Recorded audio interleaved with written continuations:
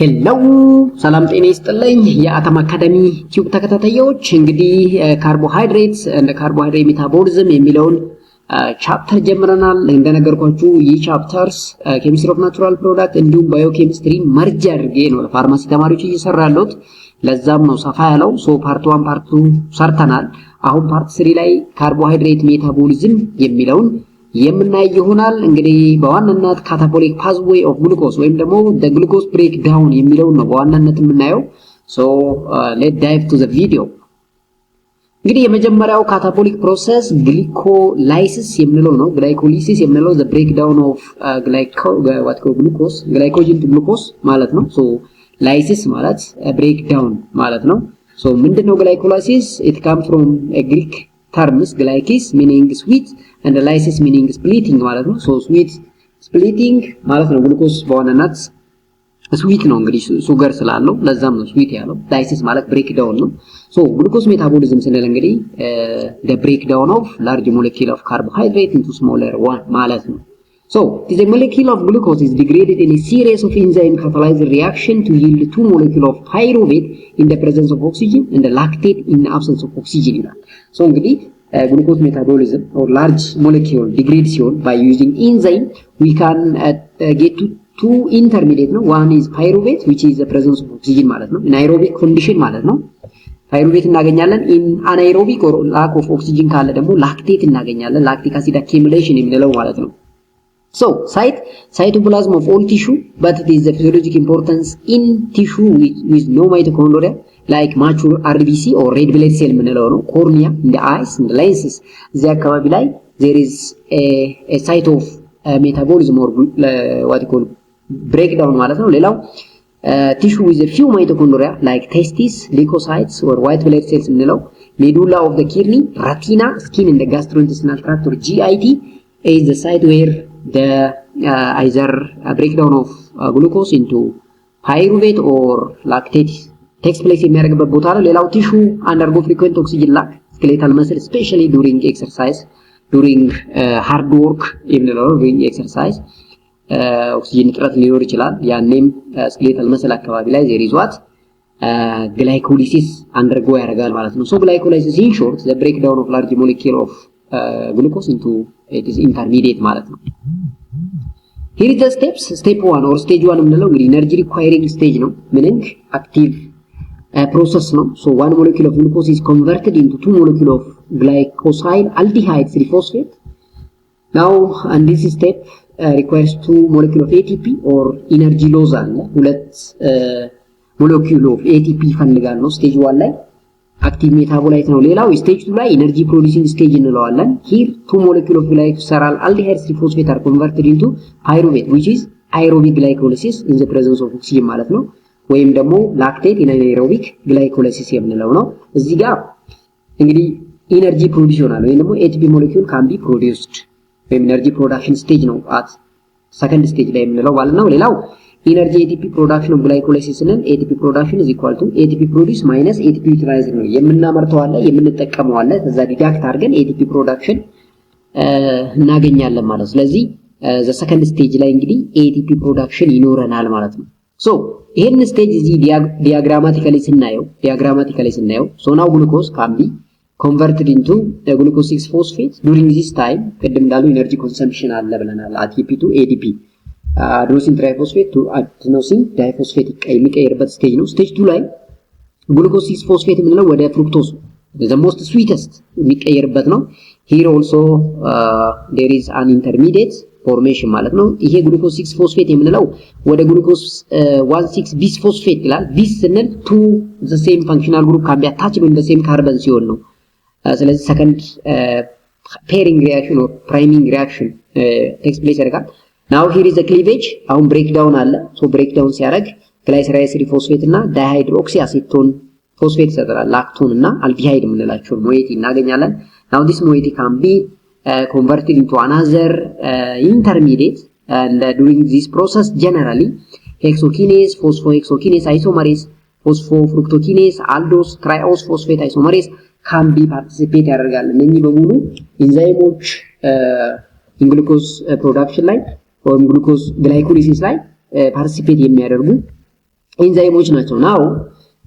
ግላይሰራልዲሃይድ 3 ፎስፌት የምንለው ወደ ቢስ ፎስፎግላይሰሬት ይቀየራል ብለናል። ናው there is a first ATP forming reaction የምንለው እዚህ ጋር ነው እንግዲህ የሚካሄደው at step 7 there is the first ATP forming reaction can be takes place. Now here 3-phosphoglycerate can be formed and now this 3-phosphoglycerate can also be undergo dehydration ማለት the removal of water undergo ሲያደርግ ፎስፎኢኖል ፓይሩቬት የምንለውን ይፈጥርልናል። from ፎስፎኢኖል ፓይሩቬት ነው እንግዲህ second ATP energy formation stage የምንለው at step 10 ወደ ፓይሩቬት እንቀይራለን። ናይሮቢክ ኮንዲሽን ላይ ፓይሩቬትን በዚህ መልኩ ፎርም እናደርጋለን ነው። ኢንአናይሮቢክ ኮንዲሽን ከሆነ ደግሞ ቀደም እንዳልነው what's the formation of lactate so ይሄ ማኑፋክቸሪንግ ነው። እዚህ ጋር ደግሞ pay off phase አለ ኢነርጂ ዩቲላይዝ የምናደርግበት ማለት ነው። here oxidative conversion of glyceraldehyde 3-phosphate to pyruvate and the coupled formation of ATP and the nicotinamide adenine dinucleotide ይላል። ይሄ pay off ወይም ደግሞ ኢነርጂ ዶዝ or ዩቲላይዝ የምናደርግበት ስቴጅ ነው። ሶ እዚህ አካባቢ ላይ እንግዲህ ለማየት መሞከር ነው። ሶ ኢነርጂ ፕሮዳክሽን ግላይኮላይሲስ here in absence of oxygen or in anaerobic glycolysis ATP is produced and again ATP is utilized። ለምሳሌ 4 ATP ፕሮዲዩስ ያደርጋል። 2 ATPውን ደግሞ ዩቲላይዝ እናደርጋለን እንጠቀሙና ኔቱ ቅድም እንዳልነው ከሁለቱ ስለምንቀንስ ፕሮዲዩስ ማይነስ ዩቲላይዝ ስለሆነ 2 እናገኛለን።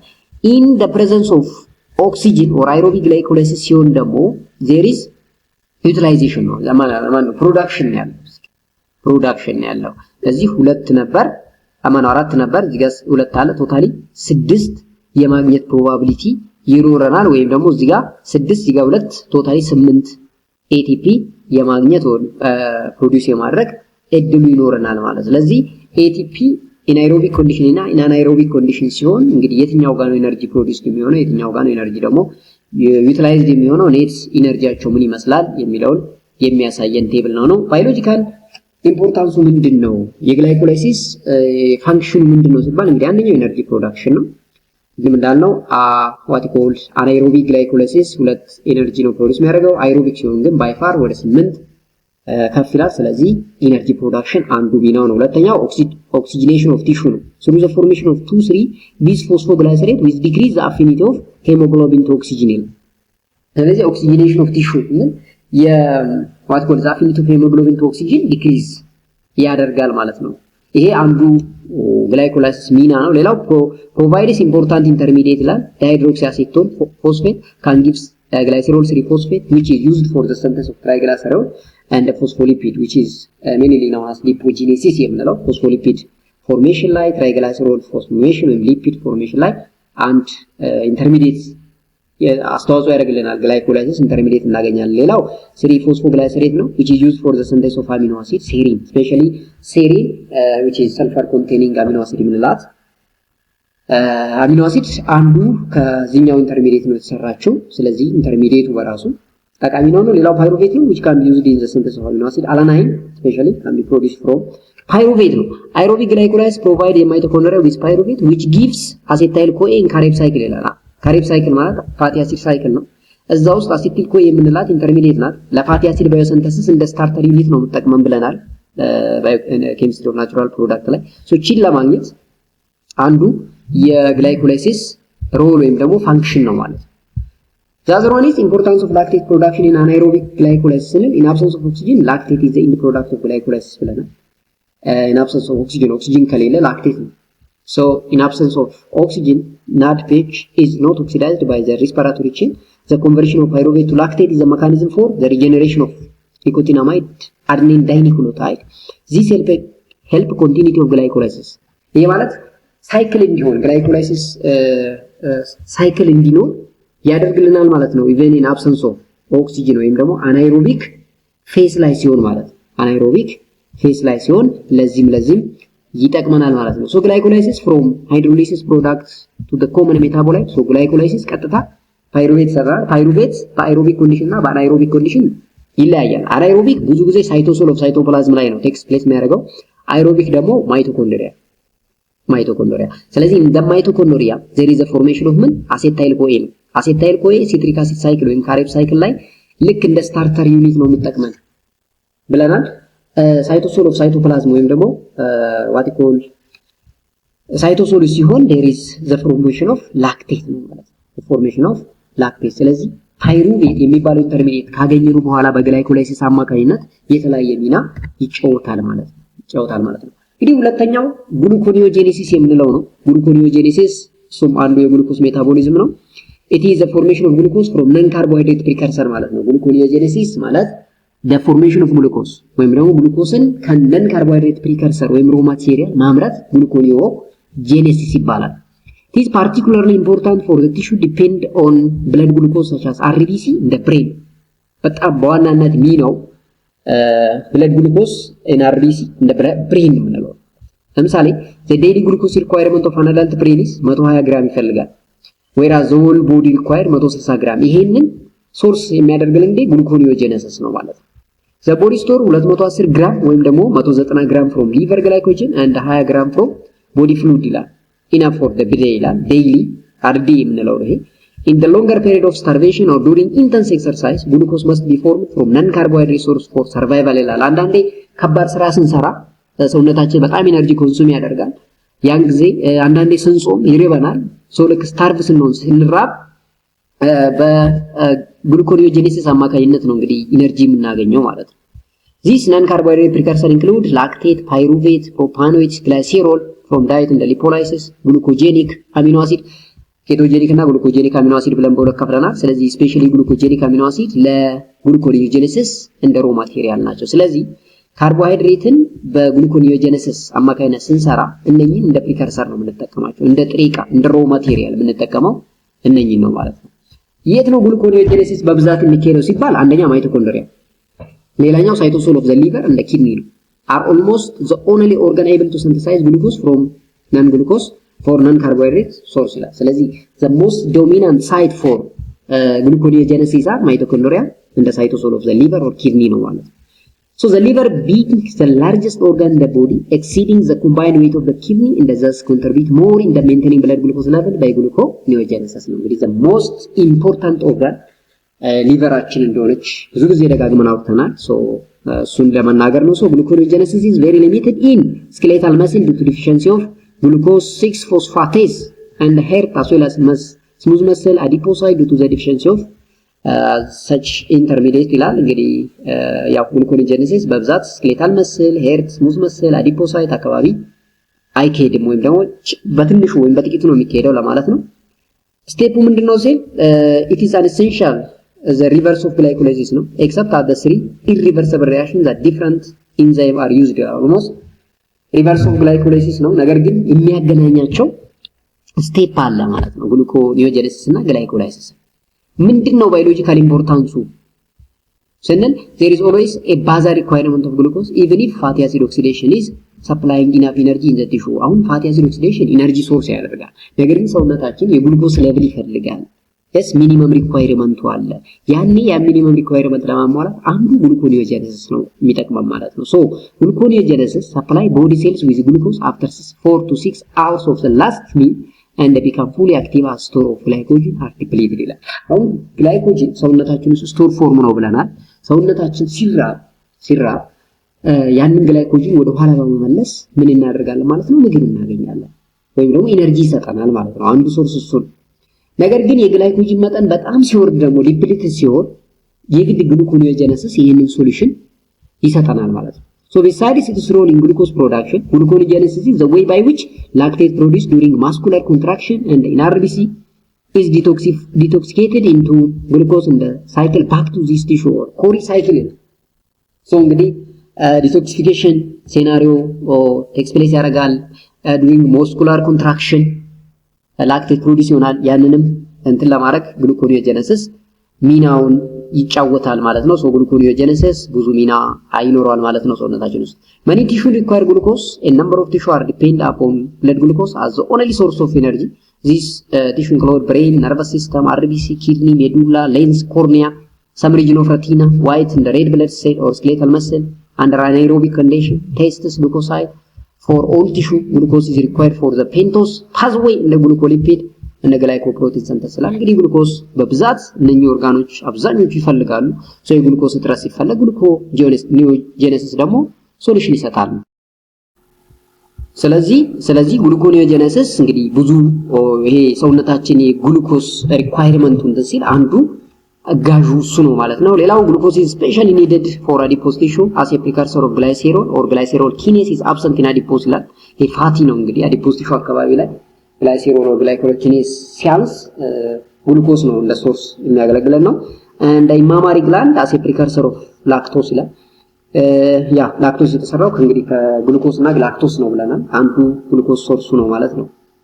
ሌላው ግሉኮስ ሪኒው ኦክሳሎ አሴቴት ፍሮም ፓይሩቬት and other intermediate of citric acid cycle in many tissue። ስለዚህ ግሉኮስ ለፋቲ አሲድ ሳይክል or ለካሪብ ሳይክል እንዲሁም ለኮሪ ሳይክልም እንደ ፕሪከርሰር ያገለግለናል ማለት ነው። ይሄ የግሉኮኒዮጀነሲስ ሚና ነው። ግሉኮኒዮጀነሲስ ሪቨርሳል ኦፍ ግላይኮላይሲስ ቅድም ብለናል። So most of the steps of glycolysis are reversible and hence can be reversed for the synthesis of glucose. ያው reversible ነው most of the glycolysis step. The three irreversible steps of glycolysis that are irreversible and hence needed to bypassed are the reaction catalyzed by pyruvate kinase, phosphofructokinase 1 and hexokinase. እነኚህ ኢንዛይሞች ካታላይዝድ የሚያደርጉት ስቴፕ irreversible ነው። ነገር ግን አብዛኛው ሪቨርሰብል ፌስ ነው ማለት ነው። ሪቨርሰብል ፌስ ነው እንግዲህ ቅድም ያየነው ነው። አሁንም እዚህ ጋር መልሶ ሳይክሉን ሊያሳያችሁ የሞከረው ግሉኮስ እንግዲህ አይዘር ግሉኮስ 6 ፎስፌት ኦር ሄክሶኪኔስ ኦር ግሉኮኪኔስ ይሆናል። እዚህ ውስጥ እንግዲህ ኤቲፒ፣ ኤዲፒ፣ ኮኢንዛይም፣ ኮፋክተር የምንላቸው አሁን እዚህ ጋር ማግኔዥየም እንግዲህ ኮፋክተር ነው። እነኚህ ብዙ ፓርቲሲፔሽን ያደርጋሉ። ከዛ በኋላ ግሉኮስ አዋትኮል ፎስፎ ሄክሶ አይሶመሬስ ወደ ፍሩክቶስ ይቀየራል። እንግዲህ ግሉኮስ 6 ፎስፌት እና ፍሩክቶስ 6 ፎስፌት ዚያር አይሶመር ኦፍ ኢች አዘር ናቸው። ይሄን ወደዚህ ኮንቨርት ይሄኛው ወደ ላይ ኮንቨርት ማድረግ ይቻላል። ለሪቨርሰብል ነው። ስለዚህ ፎስፎ ሄክሶስ አይሶመሬስ የምንለው ያንን ስራ ነው የሚሰራልን ማለት ነው። ከዛ በኋላ ፍሩክቶስ 6 ፎስፌት ወደዚህ ወደ ፎስፎ ፍሩክቶኪኔስ መቀየር ይቻላል። ኢን ዘ ሴም ሴናሪዮ አሁንም ፍሩክቶስ 16 ዳይ ፎስፋቴስ ብለን ልንቀየር እንችላለን። ሄር እዚህ ጋር እንግዲህ ኮአቲኮል ዩቲላይዜሽን ኦፍ ኢነርጂ ይኖራል። ሳይቱ ቅድም እንዳለው ሳይቶሶል ውስጥ ኦፍ ሳይቶፕላዝም ሊሆን ይችላል። በዛ ወይ እንግዲህ ይሄንን ሳይክል ለማየት ሞክሩ። እንግዲህ ቅድም እንዳለው ፓይሩቬት አላናይልን ለመስራት አሚኖ አሲዱን ለመስራት እንደሚጠቅመን ቅድምም አውርተናል። እሱን ለማየት መሞከር ነው እናንተ ነው ማለት ነው። ግሉኮኒዮጀነሲስ ፍሮም ላክቴት እንደ ፓይሩቬት ኦር ኮሪ ሳይክል ስንል the cycle of reaction that includes glucose conversion to lactate in muscles and the lactate conversion to glucose in liver is called ኮሪ ሳይክል። ኮሪ ሳይክል ምንድነው ስንል እንግዲህ the conversion ነው ማለት ነው። ግሉኮስ ወደ ላክቴት እንዲሁም ላክቴት ወደ ግሉኮስ ግን ሳይቱ ይለያል። አሁን ግሉኮስ ወደ ላክቴት ስንል መስል ውስጥ ነው። ግሉኮስ ወደ ላክቴት ደግሞ ወደ ግሉኮስ ስንል ደግሞ ይሄኛው ሊቨር ውስጥ ነው ማለት። ይሄ ሳይክል ኮሪ ሳይክል እንለዋለን ማለት ነው። so ኮሪ ሳይክል is not limited to the anaerobic oxidation of glucose in active muscles but also encompass the tissue like RBC in the adipocytes. prevent lactic acidosis in muscles also important in producing ATP. እንግዲህ ሚናው ምንድነው ሲባል አንዱ ላክቲክ አሲዶሲስ yes አሲዶሲስ or pHቸው በጣም ዝቅ እንዳይል ያደርጋል። ሌላው ደግሞ producing ATP የኮሪ ሳይክል አንዱ ሚና ነው ማለት ነው። so in the liver as well as in the muscle so ከመስል ወደ ሊቨር ከሊቨር ወደ ዋትኮል መስል ይሄንን ሳይክል ነው እንግዲህ ዋትኮል ኮሪ ሳይክል የምንለው። ሶ ግላይኮጂን ወደ ግሉኮስ ይቀየራል። ከዛ ወደ ፓይሩቬት ዳን ፓይሩቬት ደግሞ ወደ አላናይን እንደሚቀየር አይተናል። ዳን ዚ ላክቴት አለ። ላክቴት ደግሞ ሶ ኢን ዘ ብለድ ኢት ሃዝ ኦን ሮል ማለት ግላይኮላይሲስ ኤንድ ግሉኮኒዮጀነሲስ አንድ ጋር ስናመጣቸው ይሄኛው ግላይኮላይሲስ ነው። ይሄኛው ወደ ላይ ስናየው ደግሞ ግሉኮኒዮጀነሲስ ነው ማለት። ስለዚህ ሪቨርሳል ፌስ ብለናል ቅድም። ሶ ዳውንዋርድ ስታዩት ግላይኮላይሲስ ነው። አፕዋርድ ሲሆን ደግሞ ግሉኮኒዮጀነሲስ ነው ማለት ነው። ሁለቱ ሪቨርስ ስለሆኑ ሶ ግሉኮስ ወደ ግሉኮስ 6 ፎስፌት ይቀየራል። እንግዲህ እዛ ጊዜ ግሉኮስ 6 ፎስፋቴስ የምንለው ኢንዛይም እና ሄክሶኪኔስ ሚናቸውን ይጫወታሉ። ናው ዛን ይሄኛው ግሉኮስ 6 ፎስፌት ወደዚህ እንዲቀየር ያው አይሶመሬስ ነው። ምክንያቱም ሁለቱ አይሶመር ኦፍ ኢች አዘር ስለሆኑ ብለናል። ከዛ እንዲያላችሁ መሄድ ትችላላችሁ ማለት ነው። so the major oxidative pathway of glucose አንዱ hexose monophosphate shunt የምንለው ነው። it is an alternative pathway for glucose oxidation yes hexose monophosphate shunt የምንለው It's an alternative pathway for glucose oxidation that neither produce ATP nor utilize ATP. እንግዲህ ኢነርጂን ፕሮዲዩስ ATPን ፕሮዲዩስ አያደርግም ATPን ዩቲላይዝ አያደርግም ይሄ ፌስ ማለት it produce NADPH reducing equivalent ribose 5 phosphate and is the pathway for the what called the metabolic or the metabolism of dietary pentose. Intracellular sites 7 tissue distribution are there to operate in cytosol of the tissue characterized by high rate of proliferation and active fatty acid as well as steroid synthesis የሚታወቅበት ነው። እንግዲህ ሄክሶስ ፎስፌት ሻንት የምንለው እንግዲህ ቅድም እንዳሉ ኢነርጂ ፕሮዲዩስ ማድረግ ዩቲላይዝ ማድረግም ካለን ምንድነው የሚሰራው የት ነው ኦፕሬት የሚያደርገው ሲባል ሳይቶሶል ኦፍ ዘ ቲሹ ካራክተራይዝ የምናደርገው ፊቸሩ ስቴሮይድ ሲንተሲስ አክቲቭ አሲድ ፕሮሊፌሬሽን ኦፍ ምናምን ሊቨር አዲፖስ ቲሹ ላክቴቲንግ ማማሪ ግላንድ አርቢሲ አድሬናል ኮርቴክስ ታይሮይድ እና ቴስቲስ these are the place where እንግዲህ ስቴሮይድ ሲንተሲስ can be takes place የምናደርግበት ነው አንዱ ፓዝዌይ ሄክሶስ ሞኖፎስፌት ሻንት የምንለው ነው ማለት ነው። ሶ ግሉኮስ ወደ ግሉኮስ 6 ፎስፌት ናን ፍሩክቶስ ነው አይሶመሬስ አለ ከዛ በኋላ ግላይሰራልዲሃይድ እዚህ ጋር NADPH አፕላይ እናደርጋለን ፓይሩቬት ሶ ፓይሩቬት is an intermediate which can obtain glycolysis. same scenario here this glucose by oxidative ሲሆን fatty acid synthesis glutathione reduction and other አለ glutathione the most important component in reducing free radicals in our body ነው ብለናል glutathione ራዲካሎችን ስካቬንጅ ለማድረግ ሰውነታችን ውስጥ በጣም ጠቃሚ ነው እንግዲህ ኢንፍላሜሽን አካባቢ ያንዱ ሚነጨው ታለክ እንደ ፕሮስታግላንዲን ማለት ነው now here is the conversion of ribose 5 phosphate sugar and ይሄ sugar ደግሞ ወደ xylose 5 phosphate ይቀየራል and non oxidative ሲሆን ደግሞ ይሄኛው ወደ ribose 5 phosphate in nucleotide biosynthesis so ይሄንን ፓዝዌይ ነው እንግዲህ ፔንቶስ ፎስፌት ፓዝዌይ የምንለው ማለት ነው ፎስፌት ፓዝዌይ የምንለው ይሄኛው ፓዝዌይ ነው so the pentose pathway is shunt the pathway begin with a glycolic intermediate glucose 6 phosphate it reconnect with glycolysis because two of the end product of the pentose pathway are glyceraldehyde 3 phosphate እና fructose 6 phosphate ነው ይሄኛው pentose pathway የምንለው almost ከግላይኮላይሲስ ጋር የሚያመሳስለው ሁለቱ ፕሮዳክቶች እዛም እዚህም ይፈጠራሉ so the two intermediates further down into glycolytic pathway and it is for this reason that the pentose pathway is often referred to as shunt እንለዋለን ማለት ነው so እንግዲህ በዚህ way there is a production of glucose so glycolysis and pentose phosphate pathway የምንለውን ልክ እንደ ወራጅ እንደ ጅረት ውሃ ብናየው እሱን ለማሳየት ነው እዚህ ጋር ይሄ መጣው ማለት ነው moderate glucose flux glycolysis only and there is a large glucose flux which is a pentose phosphate pathway process so the metabolic importance of NADPH ስንል produced NADPH is utilized for the following metabolic and synthetic pathway ለምንድን ነው የሚጠቅመን ነው ይሄ NADPH ምንለው እንግዲህ ኮኢንዛይም ነው ይሄ ኮኢንዛይም ለምንድን ነው የሚጠቅመን so synthesis elongation and destruction of fatty acid እንግዲህ fatty acid ውስጥ fatty acid synthesis ለማድረግ እንዲሁም elongate ለማድረግ as well as distractor break ለማድረግም NADPH ይጠቅመናል ኮሌስትሮል ባዮሲንተሲስ እንደ ስቴሮይዳል ባዮሲንተሲስ ላይ ይጠቅመናል ስፊንጎሲን እንደ ሴሬብሮሳይድ ባዮሲንተሲስ synthesis of non-essential amino acid like glutamate tyrosine from phenylalanine regeneration of reduced glutathione ቅድም oxidation ላይ ይጠቅመናል አንቲኦክሲዳንት ስካቬንጀር ነው ያልነው እዛ ላይ እንጠቅመናል አሁን እንግዲህ ቅድም እንዳልኳችሁ ነው ባዮሲንተሲስ ከኬሚስትሪ ኦፍ ናቹራል ፕሮዳክት ጋር ያይዤ ያመጣውላችሁ ይሄንን ኮንሰፕት ይሄን ነው ያየነው ኬሚስትሪ ኦፍ ናቹራል ፕሮዳክት ላይ ነው ያየነውና ለዛ ነው ሶ ሜታቦሊክ ሃይድሮክሲሌሽን ኦፍ endogenous metabolite እንደ xenobiotic with cytochrome P450 የሚለው the most important enzyme metabolism ላይ ነው the other one is in reversible glucose dehydrogenase reaction coenzyme for metaboglobin reductase NADPH oxidizes to produce oxygen in phagocytic cells ይላል white blood cells the one that engulf pathogen ማለት ነው a reversal production of NADPH and a trans hydrogenase that could be used for energy production synthesis of fructose from glucose conversion of ribonucleotide to deoxynucleotide by ribonucleotide reductase synthesis of neurotransmitter እንግዲህ ኒውሮትራንስሚተሮች ምንድናቸው የሚለው ሜዲሲናል ኬሚስትሪ ላይ ምን ይሆናል ሶ ለነሱም ባዮሲንተሲስ ላይ NADPH ይሄ ኮኢንዛይም በጣም ብዙ ሚና እንዳለው ልታውቁ ያስፈልጋል ነው the major oxidative pathway of glucose አንዱ uronic acid pathway የምንለው ነው it is another minor alternative pathway for glucose oxidation by which glucuronic acid ascorbic acid and pentose are synthesized ስለዚህ in uronic acid pathway the production of ascorbic acid or vitamin C and the pentose sugar are there.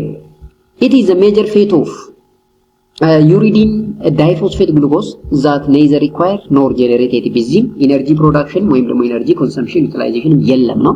So glucuronic acid could be acquired from digestive products of dietary mucopolysaccharide and it occurs in cytosol of many tissue, example liver, especially liver, kidney and the intestine. This is the place where uronic acid pathway takes place. So the major oxidative pathway of glucose ይሄንን ይመስላል። ስለዚህ ግሉኮስ ሜታቦሊዝም ከሞላ ጎደል ዛሬ ለማየት ሞክረናል። ቀጣይ what called glycogen metabolism ከሚለው የምንቀጥል ይሆናል። አሁን ፓርት 3 ላይ ነው ያለነው። ስቲል ፓርት 4 ይቀጥላል። በደንብ ተከታተሉት። እንዳልኳችሁ ሁለቱም ኮርስ መርጅ ስላደረግነው ነው ሰፊ ነው። ስለዚህ ሳንጨርስ አንቆምም። እናንተም ፎሎ ማድረጋችሁን አትርሱ። በፓርት 3 እንገናኛለን። እስከዛ ሰላም ቆዩ።